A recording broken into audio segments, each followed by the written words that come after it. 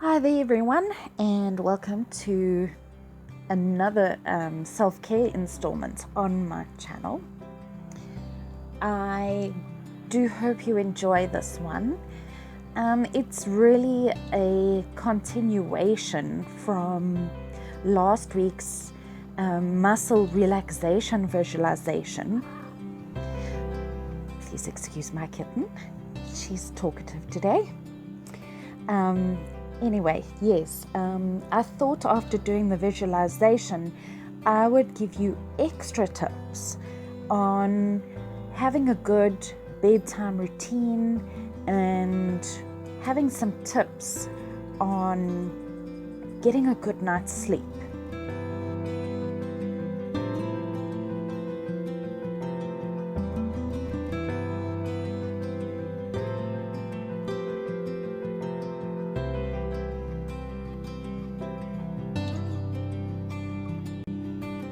So, I actually really struggle with sleep.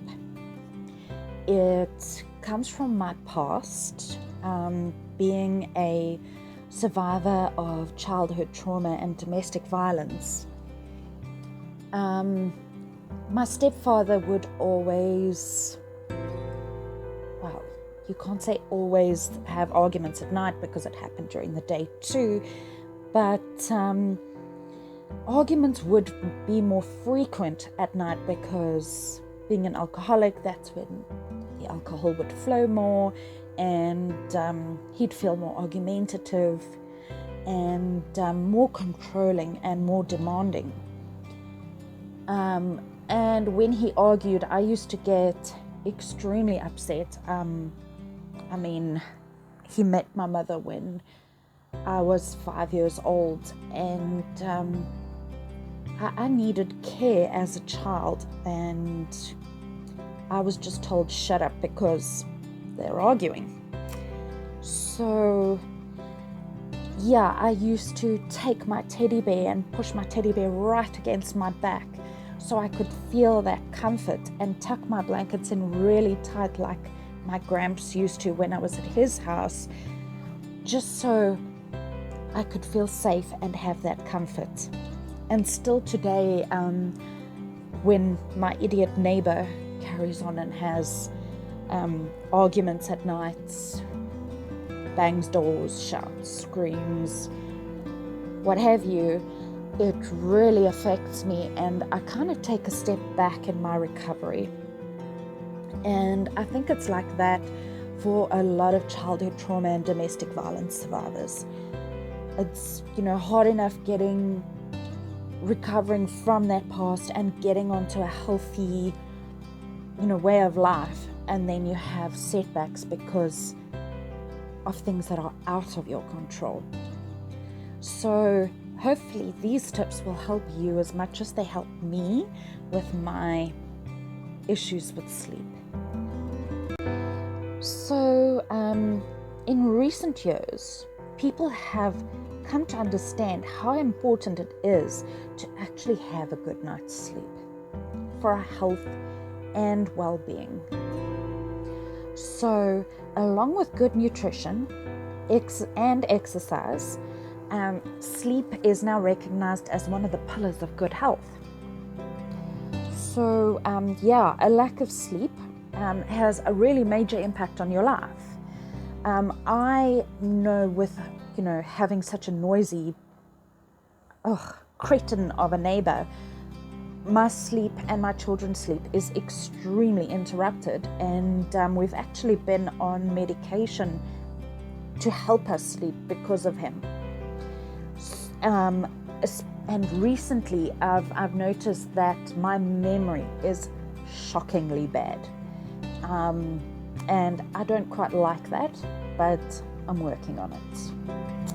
So yeah, sleep has a major impact on your mood, your concentration, memory, and your general quality of life. Of course, your mental health too. So yeah, sleep is really important. I don't know if any of you have got to use one of the health apps on your phone. but my health app actually keeps a track on my sleep pattern. And that is actually such an important thing, to try and go to bed around the same time every evening and get up at around the same time every morning. Why? Well, first of all, routine. For anxiety sufferers, for if you're a survivor of domestic violence or childhood trauma, if you have depression, anxiety, routine is one of the best things that I can advise for anything that you do. Because once your mind and your body is in a routine, it like turns around and says to you, okay, it's time for sleep, and somehow it already starts to calm down. So you are training your body and your mind to get into that relaxing frame, which is awesome. So yeah, get that routine and get that time set. Another tip is to spend the right amount of time in bed. It is recommended that when you know you have sleep issues, to try and limit your time in bed to no more than 8.5 hours, because adults, or most adults, need about 7 to 8 hours sleep every night. Some require more, some require less, but many poor sleepers actually spend a lot more time in bed, and that just adds to that fragmented awake, asleep routine. So yeah, change up your routine so that when you're in your room, that routine hits, you start to feel calmer, and your body knows that it's time to go to sleep, and you'll have a longer sleep period. Also, if you're like me, you take hours, or what feels like hours, to go to sleep, then go to bed a little later, so that you're feeling tired. Or you can add some of the other tips that I have. Also, just a note, remember that children need far more sleep than adults. So having a young toddler running around at 10 o'clock at night is actually not good for their health. Okay, tip number 3. Bed is for sleeping. So put away your electronic devices, keep other distractions away from your room. Electronic devices actually mess with the melatonin in your brain, so it tends to keep you awake when you could be sleeping. So yeah, put it away from you. Actually turn off your phone and don't use your phone for a certain time limit before you go to bed, so that you can turn your brain off and it's not focusing on work or social media or any text messages that you may be getting. Your mind really needs to be in that habit of knowing, I'm in bed, I'm here to sleep, I'm not going to be wide awake. And just having that routine will help you get a better night's sleep. Okay, so the next tip. If you're going to exercise, try to exercise earlier in the evening rather than closer to your bedtime. You don't want your adrenaline to spike and to have yourself awake and ready to go when you want to go to bed. Rather do a calming and relaxing yoga session with muscle relaxation, visualization, or something like that, to get you into the frame of it's time to go to bed. Use your relaxation techniques rather than, say, doing an aerobics session or a Zumba session later in the evening, to keep your adrenaline down and put your body in a calm state. Make sure that your bedroom is a comfortable, quiet, dark room, that the temperature is just perfect for you. You have some cuddly pillows, have a fluffy toy, anything that relaxes your mind and takes you to that place that you are going to be calm and relaxed and ready to drift off. Okay, so drinks before bedtime. If you watched my other videos, you'll know I spoke about chamomile and marula tea, which is one of my recent finds. It has such an awesome flavor. Obviously, chamomile is a great calming herb tea to drink. So yeah, look for flavors that are calming and soothing, that you feel good drinking, that takes you relaxing. Your whole routine needs to be with relaxing in mind. So don't get a tea that's going to boost your energy, or have a cup of coffee before bed, because that's going to get everything moving again and the mind working, and you really want to turn your mind off and stop that mental clutter. Another little tip is to try and avoid daytime naps. Now, when my kids were little, I used to take an afternoon nap on a Friday afternoon, because by the time it came to Friday, I was beyond exhausted and I actually needed that nap. But now that they're grown, it's actually better for my sleep routine that I don't take an afternoon nap unless I am ill and taking medication, and then I'll sleep a bit more. Obviously, the medication will be helping that. So try and avoid those daytime naps, so that when it's time for bed, that your body is tired and you are ready to fall asleep. Here are a few smaller tips. One is to journal at nighttime. For me especially, I find journaling at night better because it helps it clear out any mental clutter that I have before bedtime. So it's put aside, worked out on a piece of paper, and I don't need to have it running over in my mind and keeping me awake.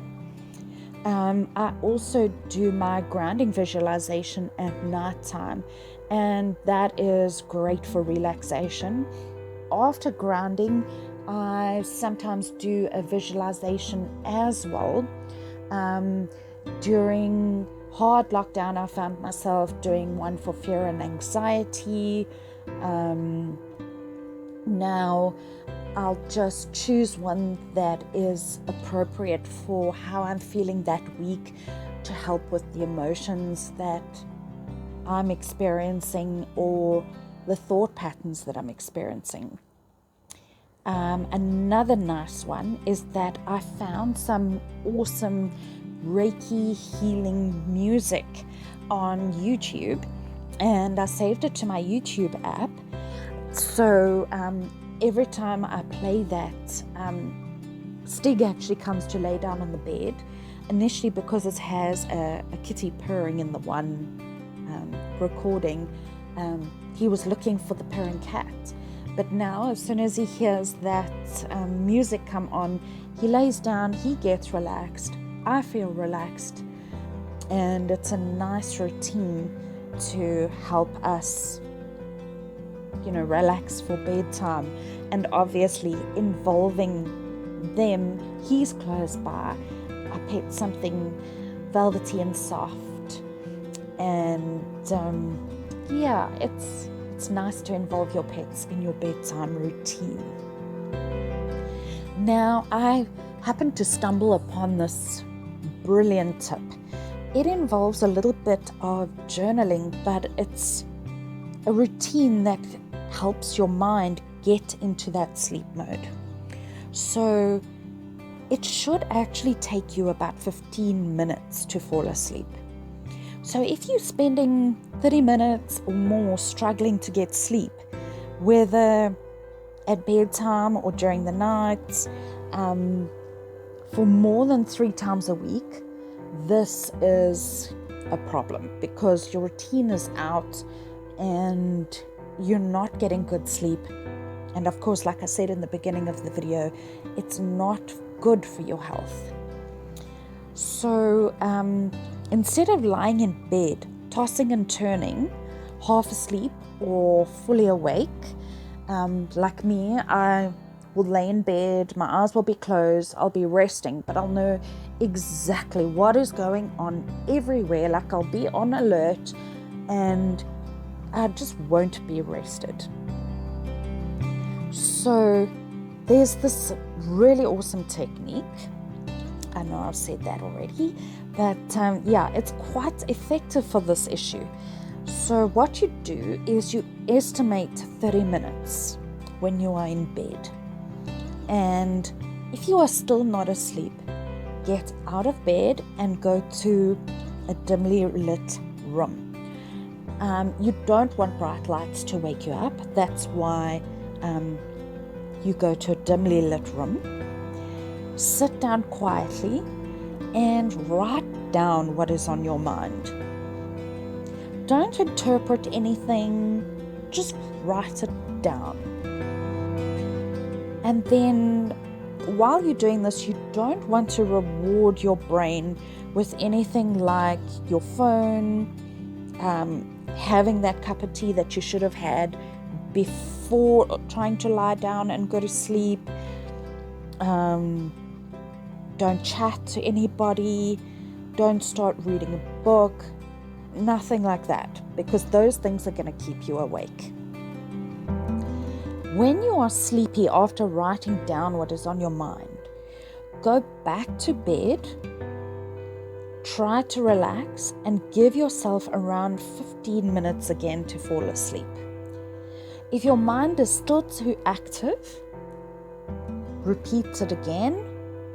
Go to your dimly lit room, write down what's on your mind, and keep repeating it until your brain gets the message that bed means sleep, and it's not for worrying, thinking, creating, tossing, turning. I've actually tried this, and it has helped. So I'm going to keep at it and hopefully train my brain to get past that stage. So also just remember with this, resist the temptation to look at the time, because it's just going to wake you up and you'll be awake all the time. So get into that routine and get your brain to know it's bedtime, time to relax, time to sleep. And just keep getting into a comfortable space where your body, mind, and soul know that it's time for sleep. And it may seem like a lot of work, but it's something to try and something that seems to be working. Lastly, if you are really struggling, go to your doctor and get help via your medical professional. Try not to self-medicate, because you take a sleeping tablet, take it for a few nights, it wears off and it doesn't affect you like it probably should. So your doctor will know what is right for you, knows what your conditions are, and will be able to help you in a more effective way. So you definitely will get that better night's sleep. Thank you so much for joining me today in my sleep tips video. I do hope that there was a tip in there that you could add to your nighttime toolbox so that you can have a good night's sleep and wake up beautifully refreshed in the morning to tackle your day. If you have a tip that wasn't in my list, please do drop me a comment. I do love to hear from you. My entire channel is focused around combining self-care with pet care, and we all know how the unconditional love of our pets is so good in our lives. So I do hope you'll subscribe to learn more about how to combine the two, and of course have individual tips for pets and for humans. Hope to see you next time. Thanks for watching.